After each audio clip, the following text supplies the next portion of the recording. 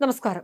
പൊതുവിൽ സ്ത്രീകൾ റേപ്പിനിരയാവുന്ന സമയത്ത് ആളുകൾ സ്വാഭാവികമായൊക്കെ പറയുന്ന ഒരു ഡയലോഗുണ്ട്, നമ്മളൊക്കെ കേട്ട് തഴമ്പിച്ചതാണ്. ഒന്ന്, ഇവൾ എന്തിനാണ് ഈ രാത്രിയിൽ കയറി ഇറങ്ങി നടന്നത്? രണ്ട്, അവൾക്ക് ആദ്യമേ അവിടെ നിന്ന് മാറിയാൽ പോരായിരുന്നു? മൂന്ന്, അവളുടെ വസ്ത്രം നോക്ക്, അവളുടെ മാറിടം കാണാം, അവൾ കാൽ പ്രദർശിപ്പിച്ചിരിക്കുന്നു, കൈകൾ കാണിച്ചിരിക്കുന്നു, അതുകൊണ്ട് അവളെ പീഡിപ്പിച്ചു. അതായത് എപ്പോഴും റേപ്പ് നടക്കുന്ന സമയത്ത്, ഒരു സ്ത്രീ അധിക്ഷേപത്തിനിരയാവുന്ന സമയത്ത്, അതിക്രമത്തിനിരയാവുന്ന സമയത്ത്, അവളെ ലൈംഗികമായി അബ്യൂസ് ചെയ്യുന്ന സമയത്തൊക്കെ തന്നെയും സ്ത്രീകളുടെ ഭാഗത്താണ് പ്രശ്നമെന്നും പുരുഷന്മാർ അതിൽ പ്രകോപിതരായി അവരെ ആക്രമിക്കുകയാണെന്ന ഒരു നെറേറ്റീവാണ് പൊതുവിൽ കൊണ്ടുവരാൻ ശ്രമിക്കാറുള്ളത്. ഇത്തരത്തിലുള്ള നെറേറ്റീവുകളൊക്കെ കണ്ടും കേട്ടും മടുത്ത ആളുകളാണ് നമ്മൾ. പക്ഷേ ഇപ്പോൾ മലപ്പുറം ജില്ലയിലെ കുറ്റിപ്പുറം എന്ന് പറയുന്ന സ്ഥലത്തു നിന്നും ഒരു പെൺകുട്ടി ഒരു വീഡിയോ പങ്കുവച്ചിരിക്കുകയാണ്. റെയിൽവേ സ്റ്റേഷനിൽ വെച്ച് യുവതിക്ക് നേരിടേണ്ടി വന്ന അതിക്രമം ആണ് ഏറ്റവും പ്രധാനപ്പെട്ട ചർച്ചാ വിഷയം. കേരളീയ സമൂഹത്തെ ഞെട്ടിക്കുന്ന ഒരു സംഭവമാണ്. പക്ഷെ നമ്മളൊക്കെ ഇത്തരത്തിലുള്ള സംഭവങ്ങളിൽ മേൽ വളരെയധികം യൂസ്ഡ് ആയി പോയെന്നാണ്. രാത്രി 1:30 മണിയോടെ ട്രെയിൻ കാത്തുനിന്ന യാസ്മിൻ എന്ന യുവതിക്കാണ് തനിക്കുണ്ടായ ദുരനുഭവം സാമൂഹിക മാധ്യമത്തിലൂടെ പങ്കുവച്ചത്. യാസ്മിൻ തന്റെ ഇൻസ്റ്റഗ്രാം അക്കൗണ്ടിലാണ് വിവരങ്ങൾ പങ്കുവച്ചത്. സ്റ്റേഷനിലിരുന്ന യുവതിയെ നോക്കി ഒരു മധ്യവയസ്കൻ പരസ്യമായി സ്വയംഭോഗം ചെയ്യുന്നതാണ് വീഡിയോയിലുള്ളത്. ഭയന്നു പോകാതെ ഈ ദൃശ്യങ്ങൾ മൊബൈൽ ഫോണിൽ പകർത്തുക മാത്രമല്ല, അത് ഇൻസ്റ്റഗ്രാം വഴി പുറത്തുവിടുകയും തുടർന്ന് പോലീസിൽ പരാതി നൽകുകയും ചെയ്തു യാസ്മിൻ ആ വീഡിയോയിൽ അധികം പറയുന്ന ഒരു പ്രധാനപ്പെട്ട കാര്യമുണ്ട്. താൻ ഈ വീഡിയോ മാത്രമായി, സ്വയംഭോഗം ചെയ്യുന്ന വീഡിയോ മാത്രമായിട്ടാൽ സ്വാഭാവികമായും ആളുകൾ തന്നോട് ചോദിക്കും, നീ എന്തിനാണ് രാത്രി 1:30 പോയതെന്നും, അല്ലെങ്കിൽ നിന്റെ വസ്ത്രം കാണിച്ചിട്ടല്ലേ, നിന്റെ വസ്ത്രധാരണത്തിന്റെ പ്രശ്നമാണെന്നൊക്കെ പറയും.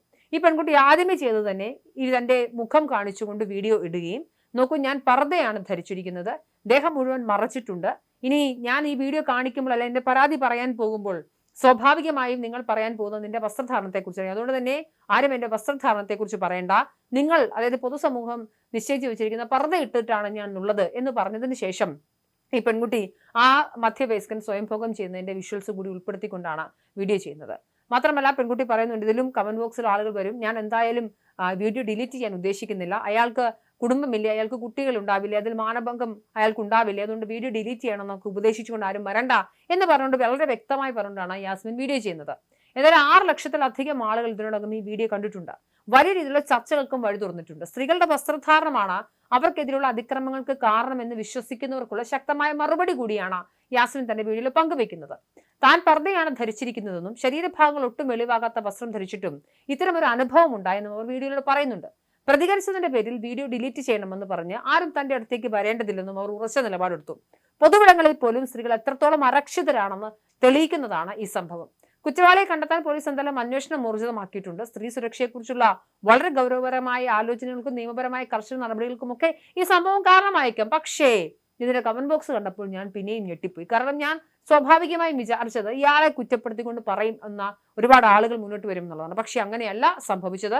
ചില കമന്റുകൾ നമ്മൾ എടുത്തു പരിശോധിക്കേണ്ടതുണ്ട്. അയാൾ പൊതുസ്ഥലത്ത് നഗ്നത പ്രദർശിപ്പിച്ചത് തെറ്റ് തന്നെയാണ്, നീ ചെയ്തതും അതേ തെറ്റ് തന്നെയാണ് അല്ലേ? അത് നേരിട്ട് കാണാത്തവർക്ക് മുന്നിൽ അടക്കം അതേ നഗ്നത നീയും പ്രദർശിപ്പിച്ചു, അതും മറ്റൊരാളുടെ അയാളുടെ അനുവാദമില്ലാതെ. പിന്നെ എന്ത് ട്രോമ തോന്നുന്ന ഒരാൾ പെട്ടെന്ന് മുഖം തിരിക്കും, അല്ലാതെ ഫോണിൽ പിടിച്ചു വെക്കുകയല്ല ചെയ്യുക. നിനക്ക് ട്രോമ ഉണ്ടാക്കിയ സ്ഥിതി നിനക്ക് മറ്റുള്ളവരെ കൂടി കാണിച്ചു കൊടുക്കണം എന്നുള്ളതാണ്.